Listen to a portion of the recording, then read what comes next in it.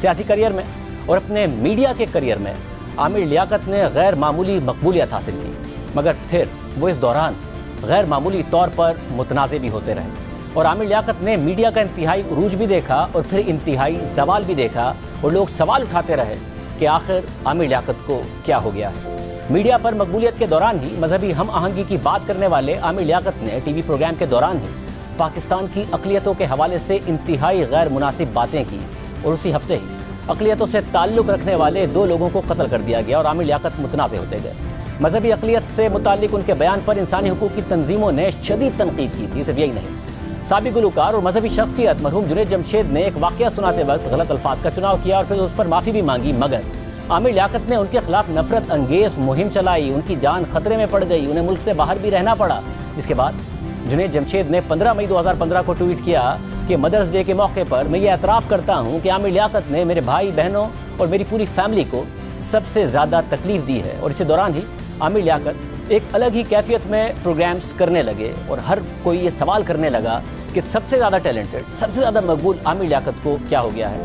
وہ اپنے پروگرامز میں نفرت انگیزی کا استعمال کرتے ہوئے دکھائی دیے، لوگوں کو غدار کہتے رہے، مذہبی نفرت انگیزی کرتے تھے، صحافیوں اور سول سوسائٹی سے تعلق رکھنے والے پاکستانیوں کی حب الوطنی پر سوالات اٹھاتے رہے۔ خواتین پر بھی عامر لیاقت اپنے ٹی وی پروگرامز کے ذریعے سخت تنقید کرتے تھے، ان کے کردار کے حوالے سے بھی سوالات اٹھانے لگے، سنگین الزامات لگانے لگے، ملک دشمن اور اسلام دشمن قرار دیتے تھے، جس کی وجہ سے کئی لوگوں کی زندگیاں خطرے میں پڑ گئی تھیں۔ اور اسی وجہ سے یہ پہلی دفعہ ہوا کہ کسی شخص کے خلاف معاشرے کے نمایاں افراد، جن میں مرد، خواتین، صحافی، سول سوسائٹی سب شامل تھے، عدالتوں اور پیمرا میں شکایات لے کر گئے، مگر نفرت انگیزی کا یہ عالم تھا اور ماحول یہ بنا ہوا تھا کہ ادارے انہیں روکنے کو تیار نہیں تھے۔ وقت گزرا، حالات بدلے اور مذہبی پروگرام سے لے کر رمضان ٹرانسمیشن کے بانی اور میڈیا کے سب سے ذہین اور ورسٹائل اینکر خیال کیے جانے والے عامر لیاقت کے میڈیا کریئر کا زوال ہونا شروع ہو گیا۔ وہ سوشل میڈیا پر کبھی متنازع بیان دیتے، کبھی کوئی دوسرا بیان دے دیتے، کبھی کسی جماعت کے حق میں ہو جاتے تو کبھی خلاف ہو جاتے، پھر ان کی ایسی ویڈیوز وائرل ہوتی گئیں کہ میڈیا میں ان کو جاننے والے اور گھروں میں ان کے مداح سوال کرتے تھے کہ آخر عامر لیاقت کو ہو کیا گیا ہے۔ پھر دیکھتے دیکھتے عامر لیاقت ٹی وی سے غائب ہونا شروع ہو گئے، مگر سوشل میڈیا پر متحرک رہے، مختلف ویڈیوز بناتے رہے۔ ایک ویڈیو میں وہ بارش کے پانی میں اترے اور اس میں ڈبکی لگائی۔ اسی طرح ان کی دیگر ویڈیوز بھی سامنے آتی رہیں، جس میں کوئی متنازع ہوتی تو کسی پر سوال اٹھتا کہ عامر لیاقت یہ کیوں کر رہے ہیں، ان کی ذہنی کیفیت پر سوال اٹھنے لگا۔ کبھی وہ کسی پر غصہ کرتے نظر آتے، کبھی گنگناتے نظر آتے، کبھی دکھی نظر آتے تو کبھی ہنستے مسکراتے نظر آتے، اور لوگ سوال اٹھاتے رہے کہ آخر عامر لیاقت کو ہو کیا گیا ہے۔ مگر جہاں ان کی پروفیشنل لائف اثر انداز ہو رہی تھی تو وہیں ان کی ذاتی زندگی میں بھی نشیب و فراز رہے۔ عامر لیاقت نے 3 شادیاں کی۔ ان کی پہلی اہلیہ سیدہ بشریٰ اقبال تھیں، جن سے ان کے 2 بچے ہیں۔ ان سے پہلے علیحدگی اور پھر طلاق ہو گئی۔ عامر لیاقت نے دوسری شادی کی تصدیق دسمبر 2018 میں کی۔ ان کی دوسری شادی طوبہ انور سے ہوئی، لیکن یہ شادی بھی زیادہ عرصہ نہ چل سکی، اور طوبہ نے فروری 2022 میں عامر لیاقت سے علیحدگی کی تصدیق کر دی۔ اور پھر فروری 2022 میں بھی عامر لیاقت نے تیسری شادی دانیہ شاہ سے کی، اور وہ اپنی شادی کے بعد تحریک انصاف کے بانی عمران خان سے ملنے بھی گئے، لیکن 3 ماہ بعد دانیہ نے بھی تنسیخ نکاح کا دعویٰ دائر کر دیا تھا۔ اور اس دوران ان کی اہلیہ کی طرف سے عامر لیاقت کی نجی ویڈیوز ریلیز کی گئیں اور عامر لیاقت پر سنگین الزامات لگائے گئے، اور اس دوران عامر لیاقت پریشان بھی نظر آئے، اور جواب میں انہوں نے اپنی تیسری اہلیہ پر الزامات عائد کیے اور اس حوالے سے آڈیوز بھی ریلیز کی۔ مگر اس واقعے کے بعد عامر لیاقت مزید ذہنی دباؤ میں آ گئے اور وہ خود اس کا اعتراف کرتے رہے، ساتھ ہی انہوں نے پاکستان چھوڑنے کا بھی اعلان کر دیا۔ ہر انسان زندگی کے اندر اپنی کچھ نہ کچھ اس کی ایک نجی زندگی ہوتی ہے۔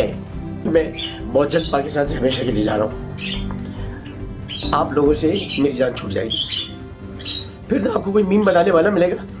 جس طرح میم بنائے وہ ہنسے، سارے میمرز کو کبھی برا نہیں کہ ہنستا رہے، اس کا مذاق اڑانے جس کا مذاق اڑانا چاہتے وہ نہیں ملے گا۔ میں نے کبھی میمرز کو برا نہیں کہا، خوش رہتے وہ خوش رہیں، وہ مجھ سے مذاق کرتے میں ان سے مذاق کرتا ہوں۔ عامر لیاقت جا رہا ہے پاکستان سے ہمیشہ کے لیے۔ ساتھ ہی اسی دوران عامر لیاقت اپنے زوال پر بھی مایوسی کا اظہار کرتے رہے۔ وہ عامر لیاقت جنہوں نے رمضان ٹرانسمیشن کی بنیاد رکھی اور جن کو ہر چینل کسی بھی قیمت پر اپنی اسکرین پر لانا چاہتا تھا، وہ یہ شکایت کرنے لگے کہ وہ رمضان ٹرانسمیشن کے لیے کئی چینل سے بات کر رہے ہیں لیکن انہیں کوئی کام نہیں دے رہا ہے۔ رمضان آنے والا تھا، میں رمضان ٹرانسمیشن کے لیے کئی چینلز پر کہتا رہا لیکن کسی نے مجھے کام نہیں دیا۔ وحید مراد صاحب نے خودکشی کر لی تھی جب ان کو نمبر 2 کہا گیا تھا۔ اب میں اب گمنامی کی زندگی گزارنا چاہتا ہوں، میری خبر بھی گمنام ہو، मैं खुद भी गुमनाम हूँ, मैं गुमनाम हो जाऊँ, नाम बहुत कमा लिया।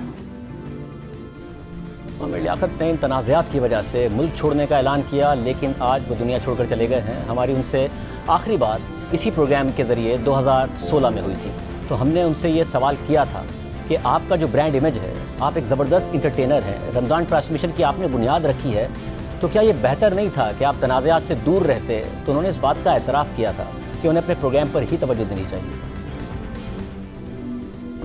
आपका जो ब्रांड इमेज है, अब मैं ज़रा बात कर रहा हूँ, एक ब्रांड इमेज होता है इंसान का कि भाई आप ज़बरदस्त इंटरटेनर हैं, आपने रमज़ान ट्रांसमिशंस की बुनियाद रखना, फिर गेम शोज़ की बुनियाद रखना, पूरे रमज़ान को आपने एक ज़बरदस्त तरीके से एक फेस्टिवल का मोड दिया और आपका क्रेडिट है ये। आपको एहसास हो रहा है कि एक नॉन कंट्रोवर्शियल पर्सनैलिटी होना ज़्यादा बेहतर होता है। सियासत, कंट्रोवर्सी, कभी इस्टेब्लिशमेंट की तारीफ़ें, कभी किसी सियासी जमात की तारीफ़ें, कभी कुछ, इससे दूर ही रहना चाहिए एक इंटरटेनर। मैं ये सोचता हूँ और समझता हूँ और मुझे अब यकीन है कि एक प्रोग्राम होस्ट की हैसियत से अपने प्रोग्राम के कंटेंट पर ही फोकस करना चाहिए, नहीं कहनी चाहिए बातें, मुनासिब ही नहीं है, दुरुस्त नहीं है, उससे कोई फ़ायदा नहीं होता, उससे नुकसान पहुँचता है, आपके कंटेंट को भी पहुँचता है, आपके ब्रांड को भी पहुँचता है। और फिर सियासत में आना, मुझे इस गंदगी में जाने नहीं चाहिए था, गलती हो गई मुझसे। मैं अच्छा सोच के गया था, मेरा इरादा और तरीक़ेकार गलत हो सकता है, मेरा इरादा या मेरी नीयत गलत है। दुआ गो है कि अल्लाह ताला डॉक्टर आमिर लियाकत के